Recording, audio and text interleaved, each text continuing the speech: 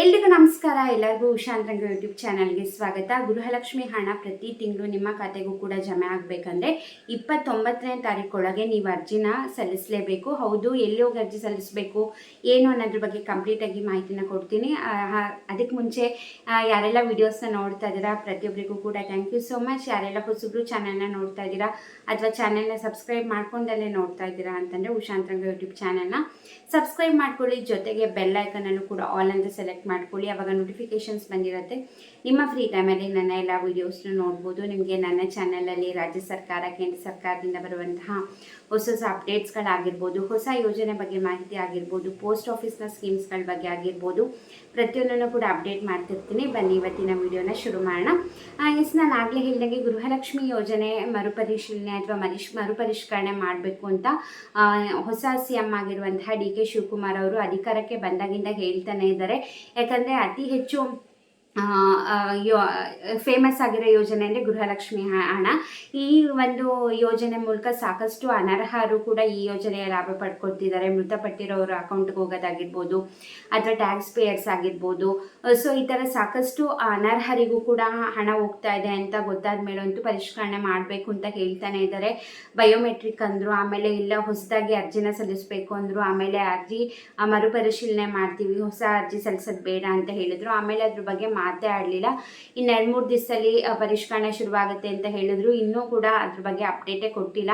ಇವಾಗ SIR ಶುರುವಾಗಿದೆ, ಅಂದರೆ ಇವಾಗ ನಿಮ್ಮದು ವೋಟರ್ ID ಸೆನ್ಸಸ್ ಶುರುವಾಗಿದೆ. ಹಾಗೆ ಗೃಹ ಜ್ಯೋತಿ ಪರಿಷ್ಕರಣೆ ಕೂಡ ಜುಲೈ 1ನೇ ತಾರೀಕಿಂದ ಶುರುವಾಗಿದೆ. ಇನ್ನು ಜೂನ್ 30ನೇ ತಾರೀಕಿಂದ SIR ಕೂಡ ಮನೆ ಮನೆಗೆ ಬಂದು BLO ಅಧಿಕಾರಿಗಳು ಬಂದು ನಿಮಗೆ ಫಾರ್ಮ್ ಕೊಟ್ಟು ಹೋಗ್ತಿದ್ದಾರೆ, ವೋಟರ್ IDನ ಚೆಕ್ ಮಾಡ್ತಿದ್ದಾರೆ.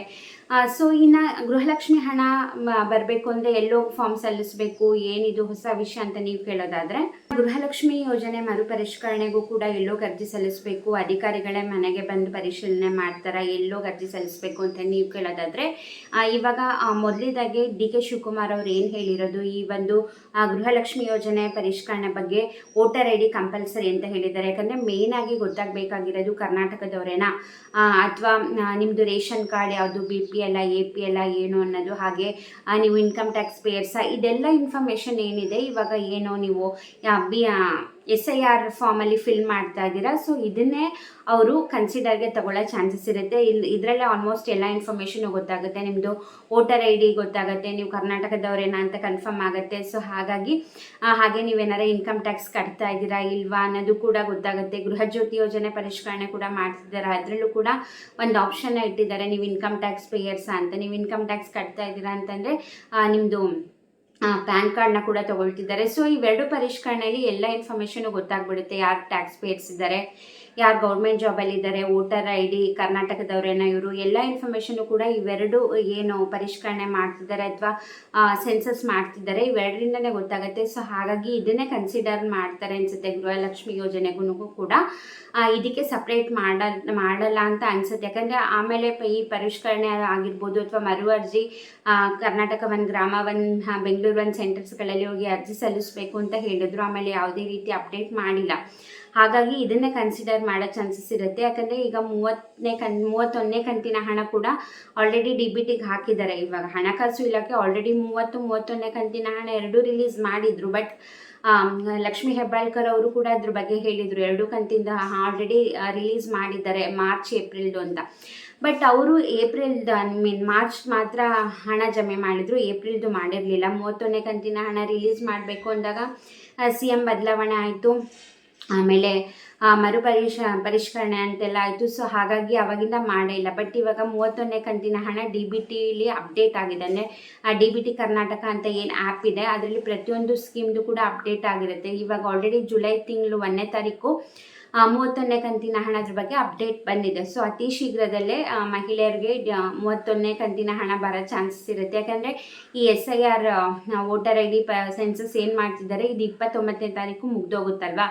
ಸೊ ಹಾಗಾಗಿ ಇನ್ನೇನು ಆಗಸ್ಟ್ ತಿಂಗಳಲ್ಲಿ 31ನೇ ಕಂತಿನ ಹಣ ಜಮೆ ಆಗೋ ಚಾನ್ಸಸ್ ಇರುತ್ತೆ. ಮೋಸ್ಟ್ ಪ್ರಾಬಬ್ಲಿ ಇದನ್ನೇ ಕನ್ಸಿಡರ್ ಮಾಡ್ತಾ ಇದ್ದಾರೆ ಅಂತ ಅಂದ್ಕೊಂಡಿದ್ದೀನಿ. SIR ಆಗಿರ್ಬೋದು, ಈಗ ಗೃಹಜ್ಯೋತಿ ಪರಿಷ್ಕರಣೆ ಕೂಡ ಮಾಡ್ತಿದ್ದಾರೆ. ಇವೆರಡರಿಂದನೇ ಯಾರ್ಯಾರು ಟ್ಯಾಕ್ಸ್ ಪೇಯರ್ಸು, ಯಾರ್ಯಾರು ಕರ್ನಾಟಕದವರು ವೋಟರ್ ID ಇದೆ, ಪ್ರತಿಯೊಂದು ಇನ್ಫಾರ್ಮೇಷನು ಕೂಡ ಇದರಲ್ಲೇ ಗೊತ್ತಾಗ್ಬಿಡುತ್ತೆ ಅವರಿಗೆ. ಹಾಗಾಗಿ ಮತ್ತೆ ಹೊಸದಾಗಿ ಗೃಹಲಕ್ಷ್ಮಿದು ಮಾಡಲ್ಲ ಅಂದ್ಕೊಂಡಿದ್ದೀನಿ. ಇದುವರೆಗೂ ಕೂಡ ಈ ಒಂದು ಗೃಹಲಕ್ಷ್ಮಿ ಪರಿಷ್ಕರಣೆ ಯಾವಾಗಿಂದ ಶುರು ಮಾಡ್ತೀವಿ, ಹೇಗೆ ಮಾಡ್ತೀವಿ ಅನ್ನೋದ್ರ ಬಗ್ಗೆ ಅಫಿಷಿಯಲ್ ಆಗಿ ಅನೌನ್ಸ್ಮೆಂಟ್ ಬಂದಿಲ್ಲ. ಬಯೋಮೆಟ್ರಿಕ್ ಅಂದರು, ಆಮೇಲೆ ಮತ್ತೆ ಹೊಸದಾಗಿ ಅರ್ಜಿ ಸಲ್ಲಿಸಬೇಕು ಅಂದರು, ಆಮೇಲೆ ಬೇಡ ಸಲ್ಲಿಸಿರೋ ಅರ್ಜಿನ ಮರುಪರಿಶೀಲನೆ ಮಾಡೋಣ ಅಂತಂದರು. ಅದ್ರ ಬಗ್ಗೆನೂ ಕೂಡ ಅಪ್ಡೇಟ್ ಇಲ್ಲ. ಈಗ ಗೃಹಲಕ್ಷ್ಮಿನೂ ಕೂಡ ಯಾವಾಗಿಂದ ಮಾಡ್ತೀವಿ ಅನ್ನೋದ್ರ ಬಗ್ಗೆ ಅಪ್ಡೇಟ್ ಇಲ್ಲ. ಹಾಗಾಗಿ ಇದನ್ನೇ ಕನ್ಸಿಡರ್ ಮಾಡೋ ಚಾನ್ಸಸ್ ಇರುತ್ತೆ.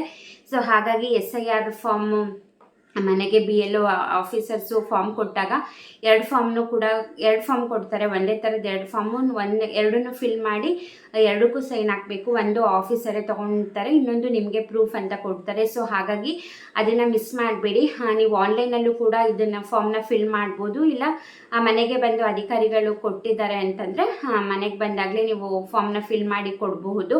ನೆಗ್ಲೆಕ್ಟ್ ಮಾಡೋಕ್ಕೆ ಹೋಗಬೇಡಿ. ನೀವು ಇದನ್ನು ಈ ಒಂದು ಫಾರ್ಮ್ನ ನೀವು ಕೊಟ್ಟಿಲ್ಲ ಅಂತಂದರೆ ನಿಮಗೆ ಗ್ಯಾರಂಟಿ ಯೋಜನೆಗಳ ಲಾಭ ಸಿಗೋದಿಲ್ಲ. ಸೊ ಹಾಗಾಗಿ ಮಿಸ್ ಮಾಡಬೇಡಿ, ನೆಗ್ಲೆಕ್ಟ್ ಮಾಡಬೇಡಿ. ಮರೀದಲ್ಲೇ ಆಫೀಸರ್ ಬಂದಾಗ SIR ಫಾರ್ಮ್ನ ಫಿಲ್ ಮಾಡಿ ಕೊಡಿ.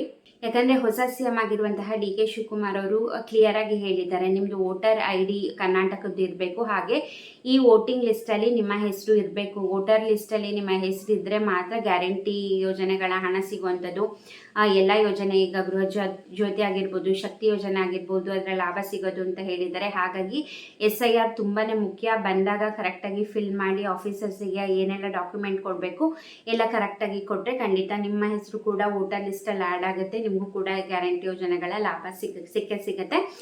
ನಿಮ್ಮ ಮನೆಗೂ ಕೂಡ SIR ಆಫೀಸರ್ಸ್ ಬಂದಿದ್ರ, BLOಗಳು, ನಿಮ್ಮದು ಕೂಡ ಸೆನ್ಸಸ್ ಮುಗಿತಾ, ನೀವು ಕೂಡ ಅಪ್ಲಿಕೇಶನ್ ಫಿಲ್ ಮಾಡಿಕೊಟ್ರೆ, ಹಾಗೆ ನೀವು ಯಾವ ಜಿಲ್ಲೆಯಿಂದ ವೀಡಿಯೋಸ್ನ ನೋಡ್ತಾ ಇದ್ದೀರಾ ಅಂತ ನನಗೆ ಕಮೆಂಟ್ ಸೆಕ್ಷನಲ್ಲಿ ತಿಳಿಸಿ. ವಿಡಿಯೋ ಇಷ್ಟ ಆದರೆ ಲೈಕ್ ಮಾಡಿ, ಶೇರ್ ಮಾಡಿ, ಹಾಗೆ ಪೂರ್ತಿಯಾಗಿ ವಿಡಿಯೋನ ನೋಡಿದ್ದಕ್ಕೆ ಥ್ಯಾಂಕ್ ಯು ಸೊ ಮಚ್. ಇಷ್ಟೊತ್ತು ವಿಡಿಯೋ ನೋಡಿದ್ದಕ್ಕೆ ಥ್ಯಾಂಕ್ ಯು. ನಮಸ್ಕಾರ.